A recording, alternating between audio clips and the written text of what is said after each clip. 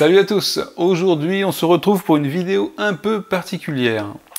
Pourquoi je vais vous faire une présentation Delta de DC Comics Deck Building Game, la version Rebirth qui vient de sortir, qui est en partie une extension ou un reboot du jeu de Deck Building par Cryptozoic. Donc c'est un jeu qui se joue directement de 1 à 4 joueurs, c'est-à-dire qu'on peut jouer en solo et on joue en coop directement dans le jeu, il y a le mode qui est fourni. On peut toujours jouer en compétitif, il n'y a pas de problème. Par contre, il y a un peu de changement au niveau de la mécanique pour le mode coopératif. Donc auparavant, je m'adresse particulièrement à ceux qui connaissent déjà le deck building de DC Comics, qui se joue un peu comme le Marvel Legendary, hein. On a une rangée d'offres de cartes. On peut acheter les cartes avec des valeurs de pouvoir ou de puissance sur nos cartes de notre deck. On augmente notre deck, on le vide un petit peu aussi pour qu'il soit le plus optimisé possible. Le but étant toujours de réussir soit un scénario, ou d'abattre un méchant et ainsi de suite. Donc là, dans DC Comics, dans Rebirth, ils ont vraiment décidé de revoir en fait l'objectif du jeu et de lui donner un intérêt que je trouve plus intéressant, surtout vu la thématique. Et DC Deck Building Game a été très critiqué pour justement ce manque de thématique, c'est-à-dire qu'on avait bien, comme on a déjà, hein, des cartes avec des personnages, pas de soucis, des héros de l'univers DC. Chaque joueur avait une carte comme ça, d'un personnage. Donc on se dit, ouais, quand même, on joue bien un personnage, alors que dans Legendary, par exemple, on ne joue pas vraiment un personnage, mais plutôt une équipe ou un rassemblement de personnages. Et vous voyez les cartes. Hein. Et du coup, ils se sont orientés vers justement une solution qui va permettre aux joueurs de se sentir plus incarner un personnage. Pour ça, il fallait évidemment donner des objectifs et une mécanique de jeu qui fasse que le joueur se sente dans la peau d'un super-héros, à aller faire des missions, à aller se déplacer pour des raisons particulières pour faire quelque chose, et pas seulement acheter des cartes, que ce soit d'ailleurs c'était des cartes vilains ou des cartes héros ou support ou équipement. Donc on retrouvait les notions d'équipement, de super-pouvoir, mais au final c'était des cartes qu'on achetait et qu'on mettait dans notre deck. Et même les vilains, quand on les battait, on les récupérait dans notre deck, ils étaient mélangés et ils avaient seulement une capacité qu'on utilisait quand ils étaient dans notre deck. Donc là, ça a changé. Donc la première chose qui change, c'est la disposition en fait de l'offre. L'offre, elle n'est plus sur 5 ou 6... c'est pas 5 ou 6 cartes, c'est 10 emplacements. Les 10 emplacements, ils sont comme ça. Vous voyez qu'il y a... Alors ici, c'est une partie qui est en cours, que je fais avec mon fils, et il m'arracherait la tête si je devais l'arrêter. Donc je vais vous le faire sur une présentation sans trop manipuler. Donc ici, vous voyez qu'avec les numéros 1, 2, 3, 4, 5, ce sont des cartes lieux, j'en prends une qui n'a pas de carte dessus, ce sont des cartes lieux qui ont deux côtés. Un côté avec une capacité, qu'on peut utiliser une fois par tour, par personne, par joueur, et ici éventuellement un titre qui permet de mettre une pile de cartes en fait qui sont des cartes génériques, à la manière un peu des cartes génériques, par exemple le Bad Signal, c'est une carte générique pour le Police Station. Au City Hall, on a la carte générique Flight, le vol de Superman. Au Daily Planet, donc là ici c'est pas mis de ce côté-là, mais au Daily Planet on a les headlines du journal de demain, et de l'autre côté, on a une capacité sur ce lieu, du Daily Planet. Donc chaque lieu est numéroté de 1 à 5. Entre chaque lieu, on a également ce qu'on appelle des slots, où on va mettre des cartes de l'offre. Donc ça veut dire qu'en tout, on aura bien 10 endroits où potentiellement on pourra prendre des cartes. C'est-à-dire, si une carte est sur un lieu, et que mon personnage s'y trouve, je vais pouvoir prendre la carte. Parce que c'est là l'autre nouveauté du jeu, c'est que je ne peux pas prendre n'importe quelle carte qui est présente devant moi. Il faut que mon personnage, qui est représenté cette fois-ci par un marqueur, un petit standees, donc là ici Cyborg, on a Cyborg et Superman, se trouve sur le lieu pour pouvoir l'acheter. Donc je ne peux pas, en étant ici acheter la carte qui est ici, même si j'ai assez pour l'acheter. Donc là, pour rappel, on utilise, ça c'est la valeur d'achat, c'est une valeur en power dans le jeu. Donc là, Cyborg ne pourrait pas acheter celle-là, sauf s'il y a une carte qui lui permet d'acheter n'importe où, parce qu'il y a des cartes qui permettent de, évidemment, contourner ces règles. Donc déjà, ça, c'est un changement. C'est-à-dire qu'on va avoir évidemment un personnage qui est représenté physiquement sur l'offre, et donc on va incarner. Et donc qui dit lieu et emplacement, et donc des lieux où je peux acheter les cartes, dit j'ai une nouvelle capacité qui est le déplacement, qui se trouve sur les cartes. Et en ça, les anciens sets de cartes de DC Deck Building vont pas être compatibles avec cette version-là, ou l'inverse d'ailleurs. Parce que tout ce qui est déplacement, donc le move, qui est la nouvelle... enfin, il y a deux choses. Il y a l'assist et le move. Mais le move, donc le déplacement, bah, il n'aura aucun sens sur les autres jeux. Et les autres cartes, les anciens sets, n'ont pas cette notion de déplacement. Donc, vous voyez qu'on pourra éventuellement réutiliser les vilains, mais c'est tout. Et même les personnages, donc les cartes de personnages qu'on incarne dans le jeu, ont parfois des possibilités qui sont liées au move, et qui sont liées à la nouvelle version. Donc il y a une compatibilité certaine pour les vilains peut-être, mais elle n'est pas à 100% valable en termes de gameplay pour cette version Rebirth. Ceci étant dit, donc on a des lieux, et il faut y être pour acheter des cartes. Et donc on a des cartes qui vont nous permettre d'avoir des moves.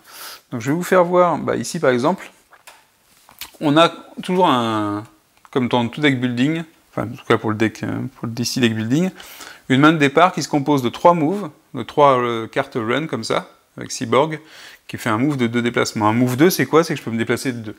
Donc par exemple, 1, 2. Chaque carte, chaque emplacement, en fait, il faut imaginer les 10 emplacements, en plus, donc les 5 intermédiaires entre les 5 lieux, sont autant d'espaces de déplacement. Donc j'ai des cartes move dans ma main de départ, des cartes power, et une carte, et aussi une nouvelle carte. Alors, je ne sais pas si... c'est le deck de mon fils. Une carte Helping Hand qui introduit cette notion de assist et de range. Parce que effectivement, vous allez pouvoir, c'est un jeu coop, on va pouvoir assister les autres, les aider, quand ce n'est pas notre tour de jeu. Ça veut dire que je vais pouvoir jouer une carte pendant que c'est le tour de quelqu'un d'autre pour lui donner du power en plus, à condition que la carte que j'utilise puisse lui donner du power en plus. Et c'est là qu'intervient la notion de range, où on va pouvoir, soit sur la zone où on se trouve, soit sur une zone à 1 ou 2 espaces, lui donner du power en plus grâce à une carte. Donc lui augmenter son power ou son move éventuellement. Donc ça c'est plutôt quelque chose qui est nouveau dans le jeu, et qui change beaucoup le gameplay, l'intérêt du gameplay et même toute la mécanique. On ne se retrouve plus face à un deck building, je dirais pas, si je vais dire bête et méchant, où je dépense mes cartes, ça me fait ça de power, je achète ça, hop, je remélange, hop, je continue. C'est que maintenant, à chaque fois qu'on va avoir des cartes, on va essayer de les utiliser au mieux. On a vraiment l'intérêt d'optimiser sa valeur de power pour acheter les cartes ou pour combattre les vilains. Alors, c'est vraiment différent, parce que combattre les vilains, ça devient une tâche qui est importante et qui est un peu différente de l'achat classique, même si la mécanique est la même.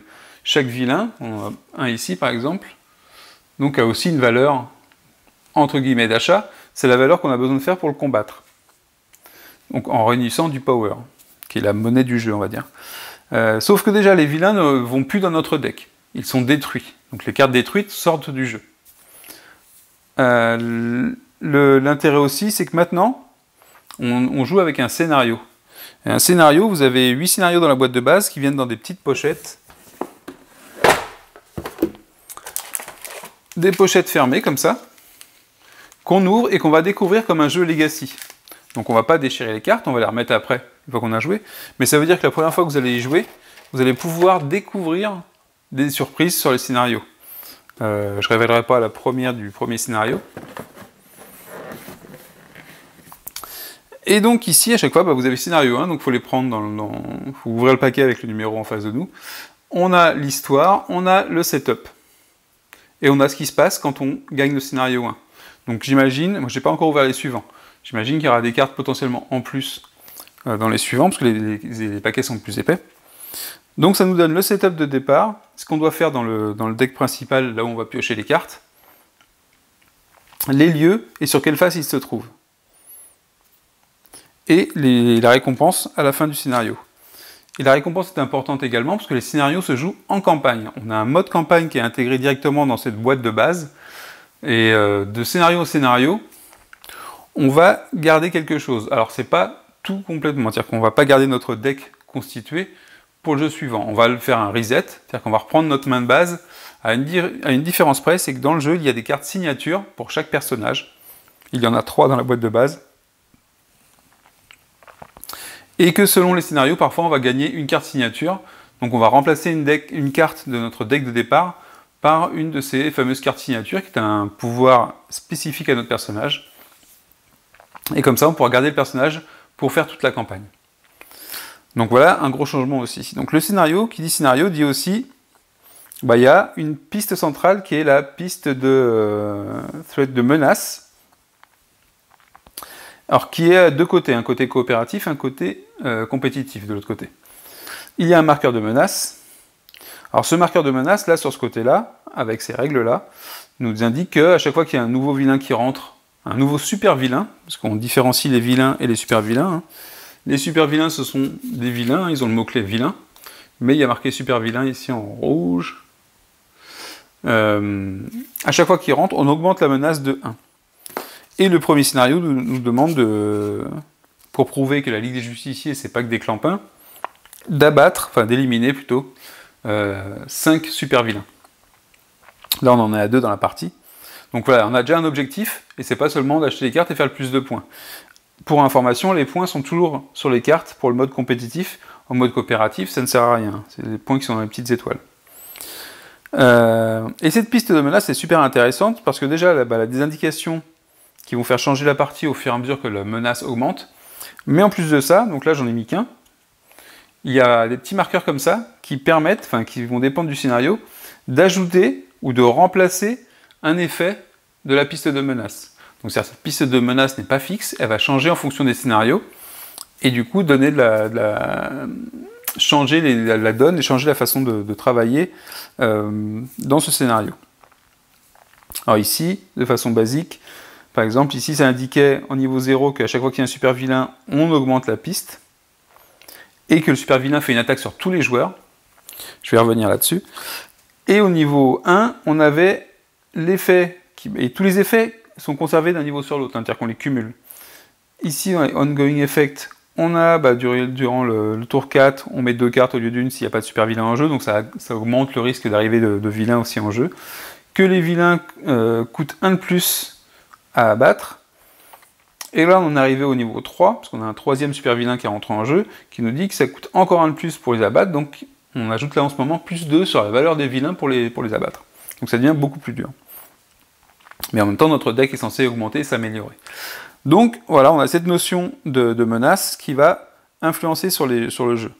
Les vilains, les super vilains et les vilains d'ailleurs, ont maintenant, je vais faire voir une carte de super vilain, ou je vais peut-être voir le vilain, il est plus clair celui-là. Simone. Donc ils ont une attaque qui va se déclencher à 3 moments différents. Le premier, c'est quand... Alors, pour les vilains classiques, non, mais pour les super vilains, oui. L'attaque va se déclencher sur tous les joueurs quand c'est un super vilain qui rentre en jeu. Sinon, pour les vilains et les super vilains, ils ont ici une destination. Cette destination correspond à un des 5 lieux qui se trouvent sur le plateau. Donc quand ils arrivent en jeu, ils arrivent d'une certaine manière en jeu, c'est-à-dire qu'en fait on remplit là où il y a le moins de cartes dans un slot. Donc dans les slots qu'on remplit, c'est celui-là, celui-là, celui-là, celui-là, c'est jamais les lieux. Et donc ils arrivent à cet endroit-là, et eux, leur destination, ça va être un lieu. Donc un lieu, un des 5 lieux. Et ils vont y aller par le plus court chemin possible. En cas d'égalité, ils font par le cycle horaire. Et donc ces vilains vont nous attaquer, donc les super vilains quand ils arrivent en jeu, et les vilains quand ils soit ils sont sur l'emplacement du joueur actif et ils attaquent le joueur actif au moment où c'est son tour. Donc si un joueur, c'est son tour et qu'il a un vilain sur la même zone que lui, il va se faire attaquer par ce vilain, donc il va subir une attaque. Et dès qu'un vilain où super vilain est sur son lieu de destination, il fait également une attaque sur le joueur actif. Le joueur actif uniquement.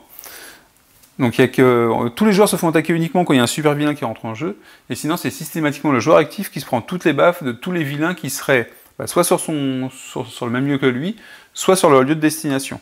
Ça veut dire qu'on arrive sur une nouvelle mécanique qui n'a rien à voir avec l'achat de cartes, mais qui est de dire on va essayer de ralentir les vilains pour pas qu'ils arrivent sur leur destination, les repousser, les chasser, essayer de les freiner, et donc on va faire entrer non seulement cette notion de dire je fais pas que de l'achat de cartes, mais également la coopération. C'est-à-dire qu'autour, parce que souvent ce qui va se passer, c'est que le vilain, s'il n'a personne sur lui, il va se déplacer vers sa destination. Et évidemment, se positionner sur la carte d'un vilain va l'empêcher de se déplacer. Et donc on a tout intérêt à demander à ses coéquipiers de se placer sur ces vilains, pour pas qu'ils avancent, parce qu'on sait que nous, après, c'est notre tour, et si c'est le lieu où ils arrivent sur leur destination, ils vont nous faire une attaque. Et évidemment, dans le jeu, on a des cartes qui ont le mot défense, qu'on va pouvoir défausser ou révéler pour se protéger d'une ou plusieurs attaques. Les attaques vont également pouvoir être faites à distance s'ils ont le mot-clé range. Enfin, vous voyez qu'il y a beaucoup de mécaniques d'un coup qui rendent le jeu beaucoup plus riche, beaucoup plus intéressant, et alors qu'avant on avait comme plutôt un jeu qui était plat, avec de l'achat de cartes et d'augmentation de decks. Également, concernant les lieux, une petite nouveauté aussi concernant les lieux sont destructibles. Ils ont tous 5 points de vie. Donc les 5 lieux qui sont numérotés ont 5 points de structure, on va dire. Quand un super vilain fait une attaque non défendue et qu'il est sur son lieu de destination, on rajoute un petit dégât sur le lieu. Quand il en a 5, le lieu est détruit, ça veut dire qu'on retire sa carte, qu'on retire les cartes qu'il y avait dessus, on laisse seulement le marqueur, qui indique son numéro pour indiquer l'emplacement. Et, chose intéressante, dans le cadre de la campagne avec les scénarios, on laisse ce lieu détruit dans les futurs scénarios. C'est-à-dire que ce lieu ne sera jamais occupé par une carte, ou par un lieu. Donc ce lieu-là, le lieu City Hall, ne reviendra jamais plutôt. Donc potentiellement, s'il y a une autre carte, on pourra le mettre. Mais par contre, pour les autres scénarios, il nous manquera ce bâtiment. Donc apparemment, il devrait y avoir des scénarios dans lesquels on va avoir la chance de reconstruire des lieux. Mais par exemple, je crois qu'on avait Doomsday, on l'a détruit. Non. On a Doomsday ici, pour lequel son attaque, lui, c'est pas de nous embêter à nous mettre des cartes en plus dans notre jeu ou nous supprimer des cartes. Lui, il fait un dégât sur les lieux les plus près quand il attaque. Donc lui, il va vraiment casser la ville. Et j'espère que dans le scénario 2, on a... parce que je sais pas si on va arriver à l'arrêter assez vite. J'espère que dans les scénarios suivants, on pourra reconstruire les parties de la ville, je ne sais pas comment. Mais en tout cas, voilà, donc les lieux sont destructibles et vont passer d'un scénario à l'autre en restant dans leur état. C'est-à-dire que même s'ils ne sont pas détruits complètement, ils vont conserver leur point de dégâts. Donc voilà, je voulais ajouter ce petit point de règle, j'avais oublié d'en parler. Le truc du mouvement. Le truc du mouvement, c'est un truc super sympa, c'est qu'en fait, on a un capital mouvement, c'est-à-dire le capital power et le capital mouvement, on va pouvoir les dépenser de manière étalée. C'est-à-dire que je vais cumuler mon mouvement, et je vais pouvoir utiliser mon mouvement comme je veux pendant mon tour. Donc si j'ai 6 mouvements, je vais pouvoir faire 1, acheter une carte, me redéplacer, contrer, utiliser une carte pour attaquer un ennemi, enfin plusieurs cartes, parce qu'il faut pas mal de power. Mais le mouvement n'est pas figé, on va dire que je n'utilise pas ma carte de mouvement pour faire mon déplacement, jouer une autre carte à ce moment-là. On cumule notre pool de mouvement. Et ça a tout un intérêt avec tout ce qui est carte d'assistance, déplacement donc, et l'utilisation du power. Il y a des cartes super sympas, comme par exemple Lois Lane, qui a, avec des effets que moi j'ai pas vu dans d'autres deck building, mais elle, on va pouvoir la placer n'importe où, et en fait elle va attirer les vilains vers elle. Donc s'ils sont à range 1, par exemple en la mettant ici, Lois Lane peut attirer ces deux personnages-là. Quand on la joue, évidemment. Et par contre, après on laisse la carte. Ça veut dire que la carte qu'on avait achetée pour 3 power, on va la laisser en jeu. Et on a le même cas avec un jetpack, c'est un équipement, donc l'équipement de Batman, le jetpack, qu'on peut utiliser pour se déplacer n'importe où. Et en plus de ça, si on le laisse dans le lieu où on arrive, on gagne 2 en power. C'est un peu du style, on arrive avec la puissance du jetpack vers un ennemi, quoi. Donc c'est super intéressant et c'est un peu original. Et assez thématique, je dirais. Donc ils ont vraiment fait en sorte que ce genre de petit mécanisme soit thématique par rapport à la carte, et ça rend vraiment le jeu très intéressant. Donc pour moi, la version du jeu telle qu'elle est là, elle est super bien.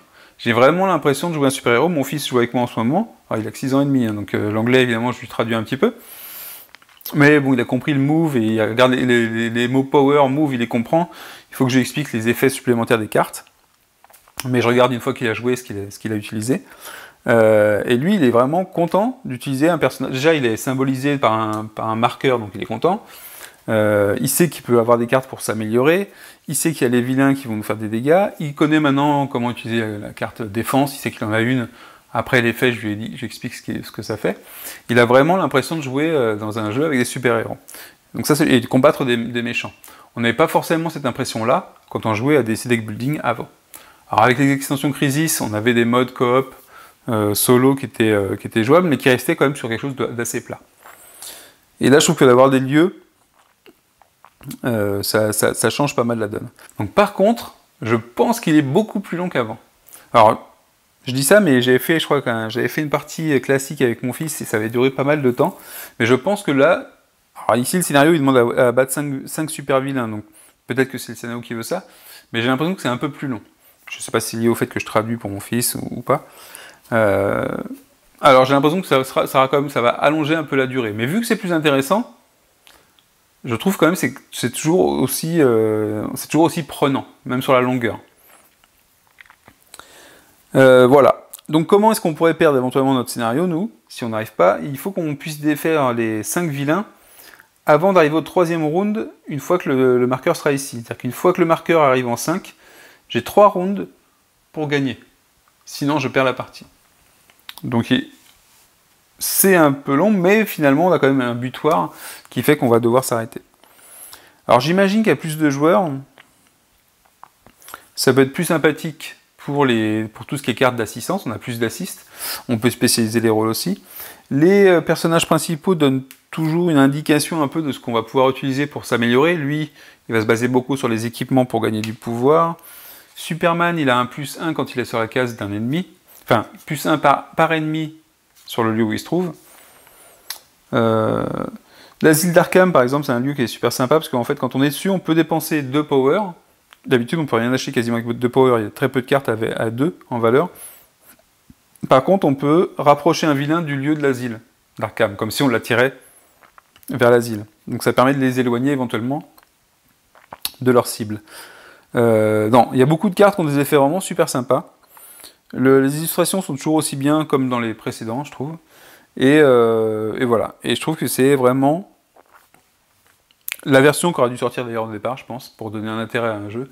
Je pense même que ça passe... Alors, Legendary, il y a beaucoup d'extensions. Et puis ça fait longtemps que j'y ai pas joué. Moi, j'ai revendu mon set, je jouais pas assez. J'avais ce problème-là avec Legendary, où moi, quand un jeu de super-héros, franchement, il faut pouvoir incarner un super-héros et avoir l'impression d'avoir des pouvoirs qui sont liés à lui, ou pouvoir utiliser ce super-héros et le manipuler. Dire j'achète des cartes de super-héros, ça pourrait être Bambi à la place de Flash ou de la Torche Humaine, ce serait un peu pareil, donc, à part le côté graphique. Donc je trouve ça bien ici d'avoir ces mécaniques qui sont vraiment toutes bien imbriquées. Et ici on a par exemple le Sonic Cannon, justement, hein, qu'on n'aurait peut-être pas eu avant, parce que il nous fait gagner 2 en power, et on peut cibler n'importe quel vilain à un range 1, donc à un lieu de distance de là où on se trouve. Donc notre position est importante et celle des vilains aussi. Et on peut les déplacer de 1 plus loin que nous en fait. Donc on peut les repousser. Donc on peut se mettre sur le lieu où ils vont peut-être arriver et les repousser, ce qui est pas mal. Et ça nous fait gagner du power quand même pour acheter d'autres cartes ou pour les combattre. Donc voilà, donc c'est toutes ces mécaniques imbriquées qui font que cette version Rebirth de DC Deck Building, si vous n'êtes pas dérangé par une VO, je vous la conseille vraiment. C'est une bonne version, je suppose qu'ils font des extensions comme ils ont pu faire pour les autres. Pour les anciens sets, moi je n'essaierai pas de les rendre forcément compatibles, je pense qu'il va manquer forcément des termes sur les cartes, alors peut-être pas pour les vilains, même si je ne sais pas s'il y avait des rewards sur les anciennes cartes vilains, je suis pas sûr. Puisque avant on les mettait dans notre deck, donc il y avait une partie à utiliser pour nous-mêmes. Donc là on élimine cette partie de dire je récupère les cartes vilains, alors que je vois pas pourquoi un super-héros récupérerait une carte vilain. Et les lieux, avant, on les avait comme des effets permanents. Maintenant, ce sont vraiment des lieux. On a toujours des effets permanents. Il y a des cartes de défense qui ont cet effet permanent où on garde la carte devant nous tant qu'on ne l'a pas utilisée. Donc ça veut dire que ça nous fait une carte de plus par rapport à notre main. Bref, pour moi, c'est une belle réussite que cette nouvelle version de DC Deck Building Game Rebirth. Voilà, je vous présente la boîte. Si vous êtes fan, si vous aimiez le précédent... Alors le côté deck building est plutôt simple, hein, il n'y a qu'une monnaie, c'est le power. Bon, maintenant il y a le move pour se déplacer, mais vous voyez qu'il a... pour l'achat de cartes, il n'y a qu'une seule monnaie.